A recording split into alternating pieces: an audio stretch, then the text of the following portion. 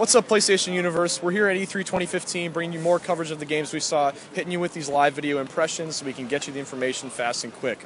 We want to talk about Until Dawn, a PlayStation 4 exclusive that I had the chance to play in Vegas at PlayStation Experience late last year, and you played a different section today. So just to jog memory on Until Dawn and what we're dealing with here, developed by Supermassive Games, it's a cinematic adventure in the broadest sense, right? Teen slasher B movie sort of cinematic experience. It's with things like incredible facial animation, just really great visual fidelity, and when I wrote my preview back at PSX, I kind of described it as a cross of heavy rain. Exploration and slow build-up, slow narrative build-up, and then also some of the QTEs and action elements of like a Walking Dead, almost like Telltale Walking Dead. The section I played, very apt. The section I played, just to recap that, was what I believe is ostensibly the main character, Sam, played by Hayden Panettiere. She's in a cabin out in the woods where her friends are supposed to be with her. She wakes up out of a bathtub. There's all kinds of stuff going on, creepy signs. Eventually is confronted by a killer who chases her through the basement, and there's all kinds of action built up around that. And it was a great scene, a short scene, with a few twists and turns, but I was a little concerned it might be a little too linear when all is said and done. The choices I made seemed to funnel toward the same end.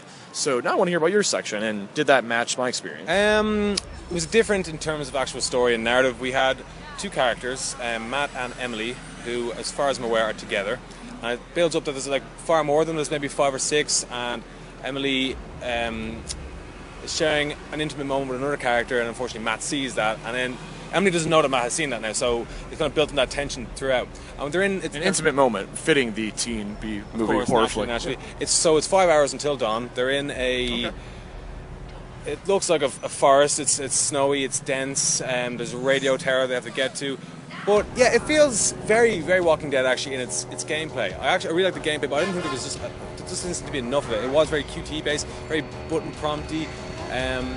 Choices as well were interesting, but as you mentioned, the facial animation and the voice acting was absolutely incredible. I think it's certainly one of the best looking games I've seen on the PlayStation 4 for a variety of reasons.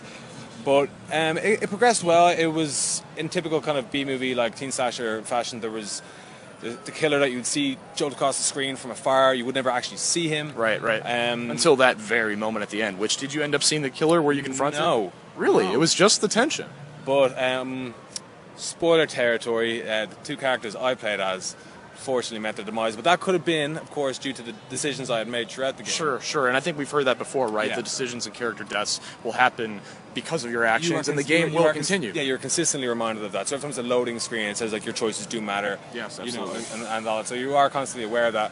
And it's tough because I think about those choices and how much they really will matter in the end. And you mentioned the character deaths, and I know that's something they've said before, that characters can die. But in my demo, I felt like the moment-to-moment action was not branching quite enough, right? And I did play that demo with Sam twice. I don't know if you were able to do the same, but I did ultimately meet the same, more or less, results. Like, we hit the same beats, there was an encounter here, an escape there, whether I hid behind the bookcase or got behind the cellar. So that's my concern as far as the final product goes, and then basically whether they can nail those character elements, because depending on who you ask, the cinematic games like Heavy Rain and Beyond Two Souls have either hit or miss in that department. So. Yeah, a lot of people do love them, and some dislike them. But yeah, gameplay-wise, there was no combat really. It showed at the very start. It showed how you go about combat and attacking enemies, but I didn't actually get to actually go into any of that. But it was mostly just trying atmosphere building.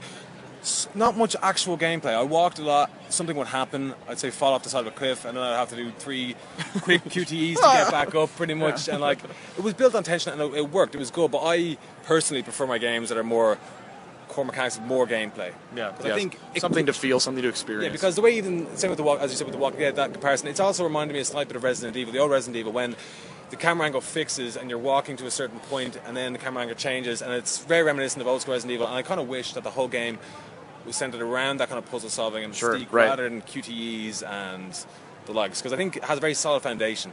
Yeah, and we've only seen small snippets, so maybe the final game will fulfill our expectations. Hopefully. In the meantime, keep an eye on Until Dawn. We liked our time with it, but we have a few questions, so decide for yourself and keep watching PSU for our E3 2015 coverage. Thanks, guys.